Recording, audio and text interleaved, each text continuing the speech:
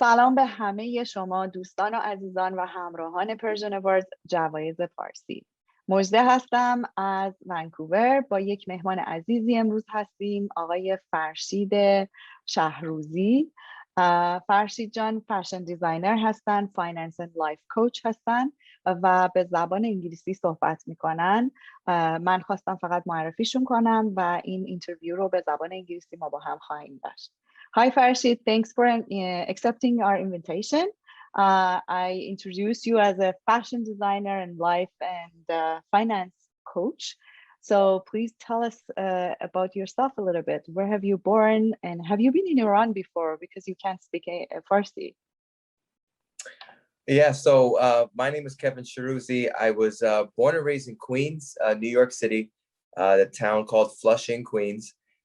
So my mother is on the Asian side. She's from Taiwan. My father's from Iran. And yeah, so growing up, it was interesting. I was learning a lot about the Far East culture, and I was also learning about the Middle East culture. And then I was also learning about the American culture growing up in the schools here. So it was very interesting. I have not been to Iran. I've always said to my dad, you know, can I please go to Iran? I want to see Iran. And he always says it kind of like his Iranian accent, like, no, it's very dangerous. You know, if you have a, he says, if you have a American passport, you know, you shouldn't take the chance.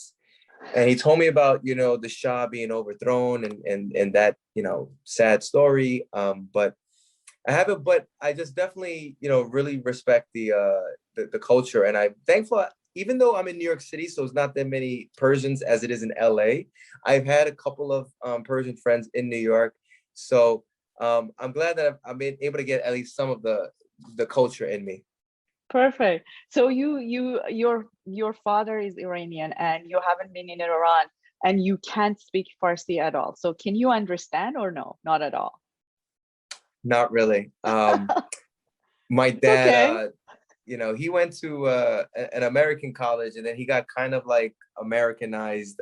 And then my mom taught me Mandarin when I was a kid. So it was already tough enough learning that language. I didn't want to learn two languages.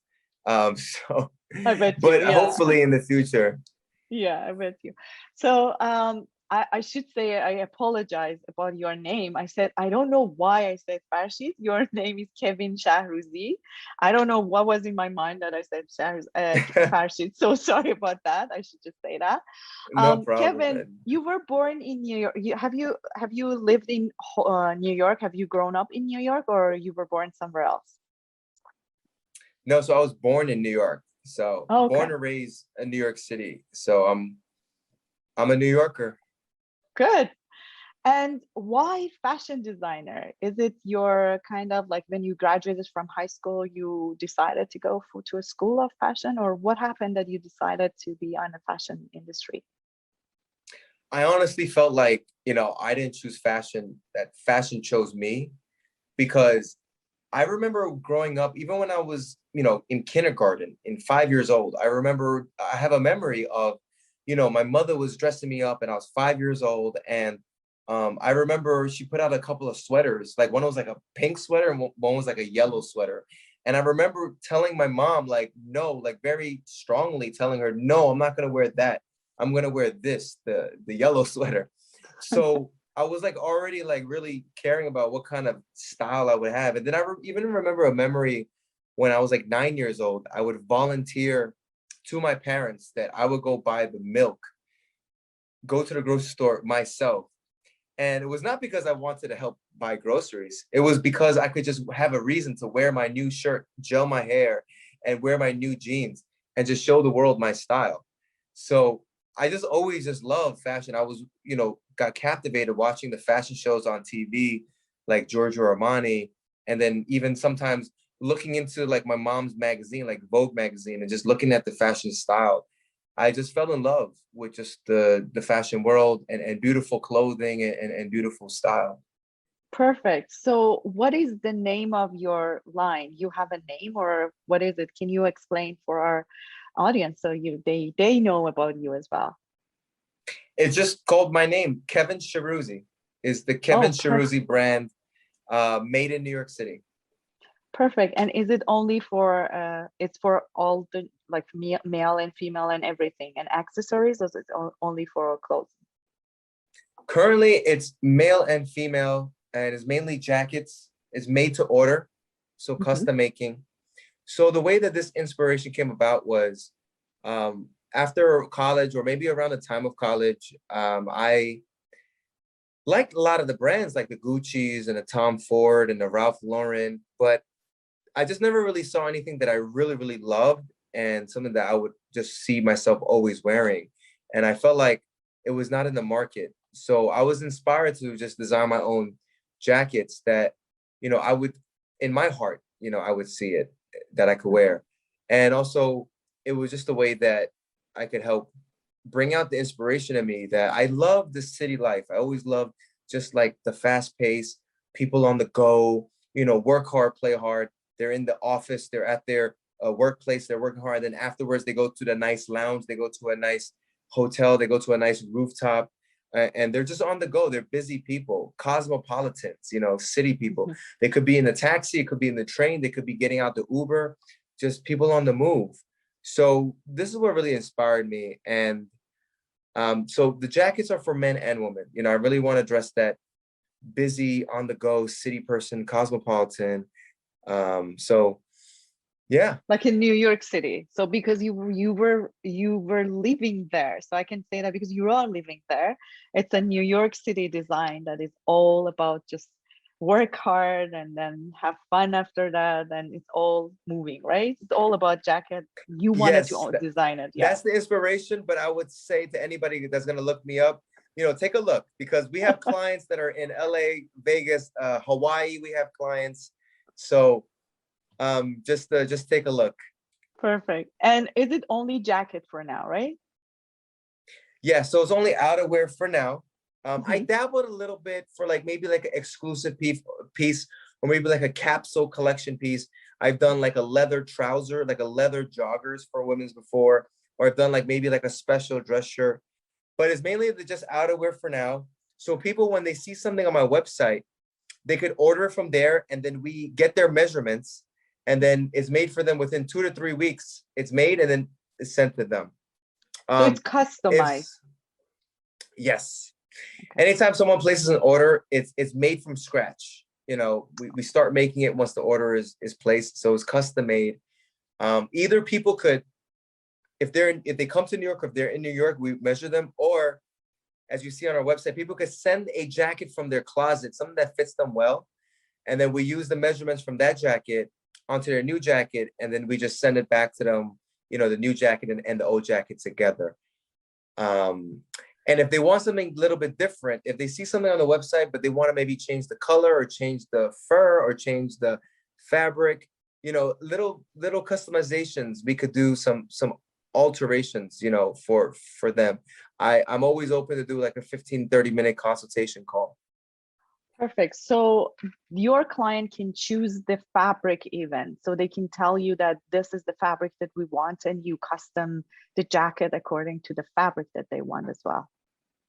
Yep. So if they're in New York, we do that in person. We show them some fabric swatches. Okay. If it's overseas, or if it's not overseas, if it's out of state, especially, we could send them photos and just tell them some information about the fabric, that this is wool, this is a heavy wool, or this is cashmere, this is a very thin cashmere, or, you know, this is a fine cotton. And, you know, they pick from the colors and the photos. And yeah, they could even change some things like, oh, I want a pocket over here and things like that. So it's so great that you're open to the idea of your clients as well. So they can send you the picture, or even they can send you the jacket that they like or they fit in it. And this is really, really kind of, I can say, I wanted to ask you, why do you think that like the clients, they are going to order jackets through your line? But I was like, then Gucci or Tom Ford or anything else? That I got my answer, because it's so cool. So they can send you everything. I guess that, you know, I realized how fulfilled I was and how happy I was for making a jacket that is personal to me.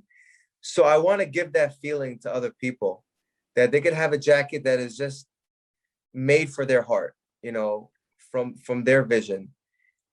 So I'm inspired, you know, for two things with this brand is that I want to design from my heart, and I also get a lot of fulfillment from designing something of what that person really, really desires inside of them. Perfect. So I think that this is connecting to why you are a life coach as well. Can you tell us about a little bit about why did you decide to be a life coach? Did life coach chose you again?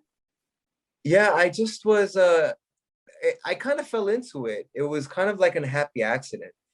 I, you know, was at a point where I was, a few years ago, I had my brand in a couple of stores, and I was doing fashion shows in some nice hotels in New York City. So I had some success, but I needed, you know, to really have more funding. So I was looking for investors, and I couldn't really find the right investor. But then I just got really blessed that actually after that, I got connected to a few really, really powerful and wealthy entrepreneurs that I really pursued them. And then I was able to get into inner circle. I was able to become really good friends with them. And they just started teaching me their ways, coaching me their ways. And it was both just coaching me in life and in finances. They have great marriages, great family life. They have a peace of mind. So it's not just that they're rich or whatever, because I've, you know, known a lot of rich people, and you know, some of them, they don't have a family life, they don't have their health, they don't have their mental health, you know. Mhm. But when I met people like this, that they have a great family life, a great marriage, and they have, you know, great finances, you know, they had the whole package in life. And they taught me, you know, like their mindset and what were some of their habits or just the key skills and things like that. And I saw how my life changed, you know, for a lot greater. So again, yeah, you know, that kind of ties into like what you were just talking about. I saw that how fulfilled I was. So I want to be able to bring that fulfillment to other people. And, you know, thankfully, some of the people that I've, you know, coached or given some guidance to, they've gotten better jobs, they've gotten better in their relationships, they've gotten better in their, someone got debt free, you know. So it's definitely very fulfilling when able to, like, you know, pass it forward or pay it forward. So this kind of like life coaching and finance coaching, is it again, do you have a workshop for that, or is it just client by client? Just kind of like client, like it's more like a private community that I'm part of. So just anybody who is looking to learn about that, just reach out to me on Instagram or LinkedIn or my email. And then we could talk, you know, like a 15-30 minute call or on Zoom or something. Yeah, so it's just kind of like my mentors created like just like a private association, so that, you know, here and there they just do more like a personal one-on-one coaching. And that's what we basically, yeah, that's how we do it. Perfect. So Kevin, what do you do when you have spare time? I know you're busy, I'm sure, because whenever, even when I wanted to book this interview, I went to your calendar and booked the interview. So whenever you have time Yeah. and you can do something for yourself, what is it exactly that you're like your hobby, I can say, your passion? I like to, you know, I'm a normal guy. I like to go to a good movie, go to the movie theaters. I like to go to a good restaurant. I enjoy um going to rooftops. You know, here in New York City, we have a lot of beautiful rooftops. So it's very nice just to have like a nice cocktail and just have a good view of the whole city, especially at night, you know, is a beautiful view. If I have time, I like to travel. Um, I've been to, you know, different parts of Europe, like Germany and Spain and Italy, and I've been to some parts of Asia, like Hong Kong and Taiwan. So I love learning about new cultures and experiencing new food and you know, new people, you know. So I love learning about new cultures, and also just having maybe a good time with friends. Since maybe this is my fashion designer side, but you know, here and there, you know, a couple of my friends would have like have a nice party at like a rooftop or their top floor apartment or a penthouse, and it'll be very nice just to have like a dinner party, you know, and having some good drinks and have some good music and just with some really good people. So that's I would really enjoy that during my free time. Perfect. Have you had any Persian food? Is there any specific food that you like? I love it may sound typical, but I just love the shish kebab. Have you had korma The chicken hubide. Chicken hubide is so good. I just love the yellow rice, the green rice. Of Have course, you the had do. the stew, korma sabzi stew? Have you had it? No, I don't think I had. You need, whenever you come to LA or somewhere that it has more Persian community. Have you been in a Persian restaurant? Have you been in any Persian restaurant? Yeah. In New York City, there's a few. It's not that many, but there's a few. So, I've been to a couple of them in New York City, and I've been to one in Queens. Yeah. Okay. I Great. haven't been to one in LA though. I want to go to Persian restaurant in LA because I know it's really amazing. Yeah, it's more than in New York City, of course, but yeah, because you didn't have the stew. That was really kind of like you didn't go to a good Persian restaurant. You need to try that. What's the name of the stew? Korme sabzi. Or masabi. Korme sabzi. Korme sabzi. Korme sabzi. Yeah, it's a green stew. It has all of the herbs with beef and beans, red beans. It's so famous. It's a I'm traditional gonna tell my father, famous. Let's go. Yeah. I'm gonna tell my father, let's go. All right, korme sabi. Definitely sounds good. Yeah. Is there anything else? I didn't ask you about your personal life. What are you do you have any girlfriend? Did you marry it? Is it anybody in your life? So at the moment, I'm not. Basically, I'm just going on a journey of just working on myself, and I'm working on just getting myself ready to have a girlfriend and then have a wife. I realized that, the type of life that I want to have for family, I want to build it now and just haven't met the right person. So, I honestly had a lot of fun, maybe too much fun during my, college and in my 20s. So, working also with my mentors, I realized that I need to take a break from any type of dating for a little bit. And, when I'm more grown in my own brand and business and after working on myself some more, definitely want to settle down, have a girlfriend and have a wife and kids. And that's the plan. Definitely within the next couple of years. I still think I'm young. I'm 32, but I definitely want to settle down maybe by like around 34, 35, like in my mid 30s. Great. That's such a plan. So it's great. Did you talk about your college? Which college did you go? Yeah, so that's kind of like an interesting story. I missed when you asked me about my background. I kind of didn't mention that. Hold on, let me just decline this call. Can you see me now? Yes. Yeah. Okay, sorry, I just had a phone call. No. So yeah, I wanted to mention that. So in my background, I actually first went into business college. I didn't even go first into fashion because I had a very strict mother growing up, an Asian mother, a typical Asian mom, saying that I better be like a doctor, a lawyer, or someone in finance. So I went into business college and learned about marketing and business administration. And with that, I thought I was just going to work in finance just to make my mom happy. But it was really thanks to, and this is another reason why I really love mentorship. If it wasn't for like, this is a whole nother mentor. Like when I was in college, if I didn't have that mentor back in college, he became really good friends with me and he was a great entrepreneur. Basically, like right about a week before graduating, he convinced me to just forget about going to get my MBA and just go start my own fashion company. And it was a few hour conversation at that dinner table because I was like, what are you talking about? You're crazy. I have no background in it. I'm about to graduate with a business degree. And, he had some success as an entrepreneur himself. And it was kind of like a fire burning inside of me after that conversation that, I knew this is what I wanted to do. So I went on to having some arguments with my mother after that. I had to move out the house. I got like an $800 studio apartment in another part of Queens, like far away from anything, from the subway, from any public transportation. And I lived on a sofa bed for like a couple of years. And what I did was, especially learning from what he suggested me, I just went all in, went all out learning fashion. I took the money I saved up working in college, and I took 2 years of night classes at FIT, the Fashion Institute of Technology, for fashion design continuing education.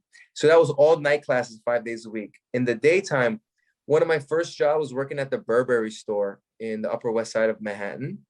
And that was only for like 3-4 days a week. And then on the other 3 days a week, I got an internship, and it was at one of the first ones was at Zac Posen, who designs couture gowns. And it's really funny how things happen. You know, I learned how to pleat silk by hand. I learned how to do maybe some embroidery, and never thought that's gonna really matter for me for what I want to do with, like, you know, edgy business casual outerwear.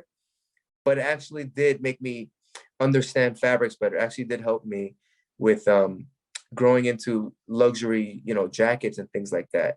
So yeah, so that's kind of it. I went to FIT for those 2 years. I even took a couple of classes at Parsons, a new school in New York City. And after all of those, I did a few more internships. I worked at the Giorgio Armani store on Fifth Avenue. And then, like, after a few years, then I just started my fashion line. It's a really inspiration journey for whoever wants something. Just don't give up and follow your dreams. It makes and make it real.